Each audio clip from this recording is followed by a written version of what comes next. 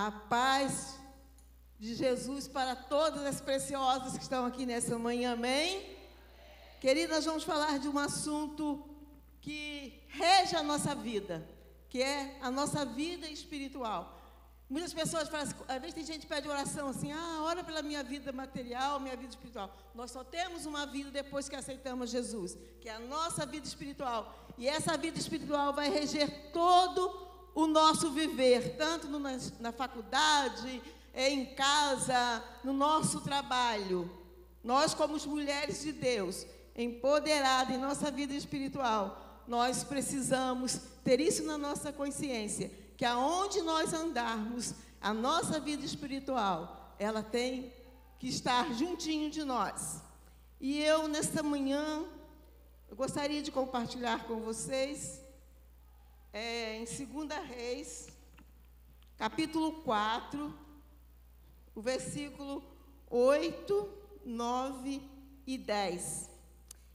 Fala de uma mulher de Deus, uma mulher empoderada. E assim, eu particularmente, a história da Sunamita me chama muita atenção. E eu gostaria de compartilhar com vocês nessa manhã. Certo dia, Eliseu foi a Sunem, onde uma mulher rica insistiu que ele fosse tomar uma refeição em sua casa. Depois disso, sempre que passava por ali, ele parava para uma refeição. Em vista disso, ela disse ao marido: sei que este homem que sempre vem aqui é um santo homem de Deus. Querido, para essa mulher reconhecer que Eliseu era um santo homem de Deus, ela tinha intimidade com Deus, ela conhecia Deus, né? Ela sabia que existia um Deus que estava na vida daquele homem. E ela, num tempo, ela fala para o seu marido que era para construir um aposento, um lugar em que ele só ia ali para comer pão, porque Eliseu saía para ir no Monte Carmelo. Todas as vezes que eles iam no Monte Carmelo, ele passava pela casa daquela mulher, e aquela mulher o alimentava. Tem outras traduções que diz que ela dava pão para ele. Aqui fala fazer uma refeição. Então ela falou para o marido: constrói um quarto para esse homem. E assim ele fez. E na convivência daquele homem com aquela família, ele percebeu que faltava alguma coisa na vida daquela mulher. E ele chega para ela e pergunta o que ele poderia fazer para ela, para que ela preenchesse aquele vazio, que ele achava que ela tinha. Mas ela mesma falava que ela não tinha falta de nada. Ela era uma mulher agradecida a Deus. E naquele tempo nós sabemos que ter um filho, uma mulher que não tinha filho, ela era uma mulher não muito bem vista, porque a alegria naquele tempo que elas viviam, era uma casa cheia de filhos, e principalmente filhos homens, né? E ela não tinha nenhum, mas o profeta fala para ela: mas em um tempo você vai gerar um filho. E assim aconteceu, aquela mulher gerou um filho, e aquele filho cresceu, e um dia saiu para trabalhar com seu pai, e lá aquela criança adoeceu. O pai o trouxe para casa. A mulher o colocou em seu colo. Fez de tudo que podia fazer, e aquela criança veio a falecer. É aí que começa, meu querido, a história dessa mulher, uma mulher de Deus, uma mulher que deixa para nós um exemplo de mulher de Deus. E quando o filho morre, ela vai lá, tranca o seu filho lá no quarto do profeta e sai. Quando o marido encontra, ele pergunta para ela se vai tudo bem, e ela vai tudo bem. E ela vai ao encontro do profeta, do homem de Deus. Ela sabia quem ela deveria ir. Nós precisamos, querido, a quem nós devemos recorrer no nosso momento de dificuldade, naquele momento desesperador. Nós temos que saber a quem nós vamos recorrer. E ela corre ao profeta. Quando chega lá, ela se joga aos pés dele e fala para ele: eu não te pedi nada. Como quer dizer assim, agora eu quero meu filho de volta. E ele volta para aquela casa, e lá ele deita sobre o filho daquela mulher, e aquela criança volta a viver. Então, querido, nessa manhã, eu quero... minha colinha caiu. Eu quero compartilhar com vocês o que nós aprendemos com a mulher.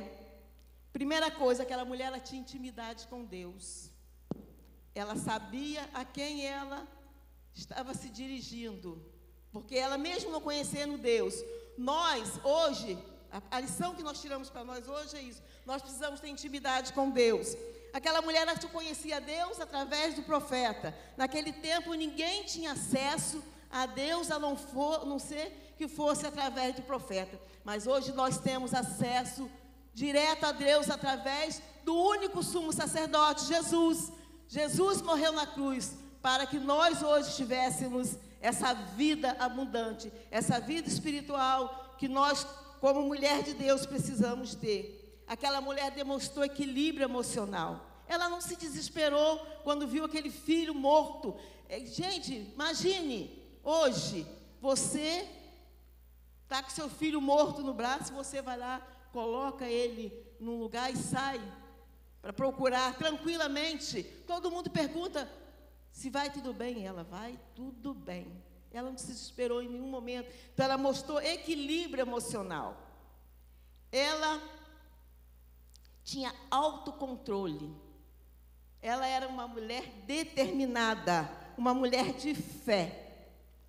Então, queridos, nós, queridas mulheres de Deus, nessa manhã, quero dizer para você que todo esse equilíbrio, tudo isso aqui que nós aprendemos com essa mulher, só há uma maneira de nós vivermos essa vida espiritual. É se nós tivermos vida devocional. O que vai nos manter de pé é a palavra de Deus, é a oração, é a comunhão daqui na casa do Senhor. Essa comunhão que nós temos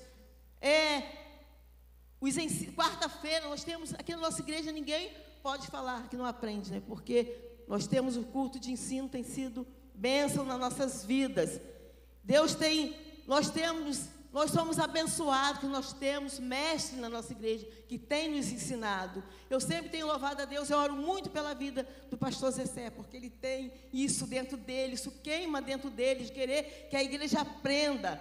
Ele está torcendo a gente lá nas nossas reuniões de liderança, ele está torcendo os pastores, porque nós precisamos realmente, querido, conhecer a palavra. Nós precisamos ter fundamento nessa palavra, porque às vezes você faz uma devocional. Ontem eu fui muito abençoada com a palavra da pastora Larissa. Deus te abençoe. Porque muitas das vezes eu lia mesmo, fazia devocional, eu falei, mas não aconteceu nada. Mas, queridos, é isso mesmo, mas você não pode fazer aquela leitura rasteira. Você tem que ir no profundo, você tem que estudar. Compra uma Bíblia de estudo para você aprender a palavra de Deus.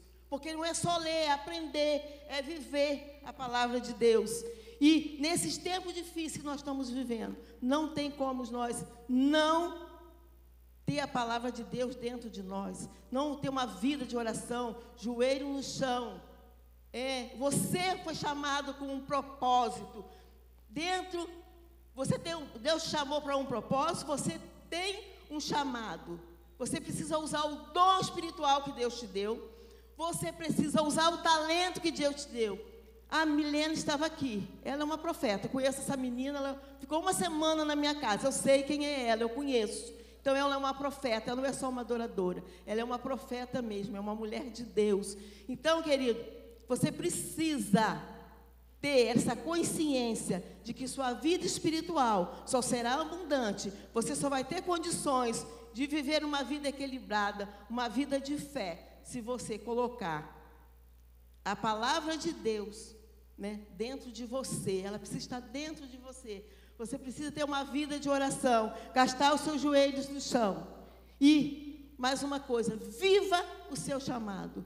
Procure saber em Deus qual é o propósito que Deus te colocou aqui na terra. Você não veio aqui em vão. Você não está aqui nessa terra de passagem simplesmente para viver. Mas você tem um propósito e Deus nesta manhã te chama para cumprir esse propósito que Ele tem na sua vida. Queridos, eu fui chamada para o Ministério de Intercessão há 22 anos. Eu nunca desisti. A gente leva tanta lambada que vocês nem imaginam. Muitos contra-ataques, mas eu permaneci, porque eu sei que esse é o meu chamado. E quando eu chegar diante de Jesus, naquele grande dia, quando eu fizer assim com as minhas mãos, eu não quero que ele encontre as minhas mãos vazias. Ele precisa ver que aqui na terra eu fui Sidneia de Oliveira Pavel. É dessa forma que ele me conhece, e ele vai me chamar dessa forma, e ele vai chamar cada uma de vocês, naquele grande dia, pelo seu nome, e vai te pedir a sua mão. Então, a sua mão não pode estar vazia. Então, se empodere da palavra de Deus, da oração, e seja uma mulher empoderada espiritualmente, porque quando vier as lutas, você vai conseguir passar por ela. Nós temos o exemplo da nossa pastora. Eu sempre falo, ela foi minha mentora. Hoje, se eu sou o que eu sou, foi a pastora Jane que me discipulou. É o meu exemplo de mulher de Deus. Então, nesses 2 anos, nós sabemos o que ela passou. E nesse mesmo tempo, eu passei uma luta muito grande com a minha filha que ficou doente.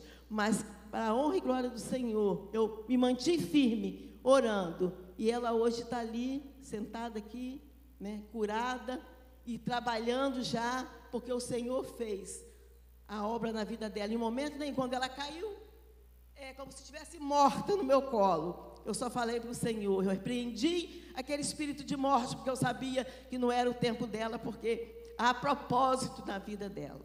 Há propósito na vida dela, como na vida dela, amados, há propósito na sua vida. E nessa manhã eu agradeço a Deus pela essa oportunidade que Deus me deu de poder compartilhar com vocês que a palavra de Deus é o que vai guiar a nossa vida, não há outro caminho. Amém?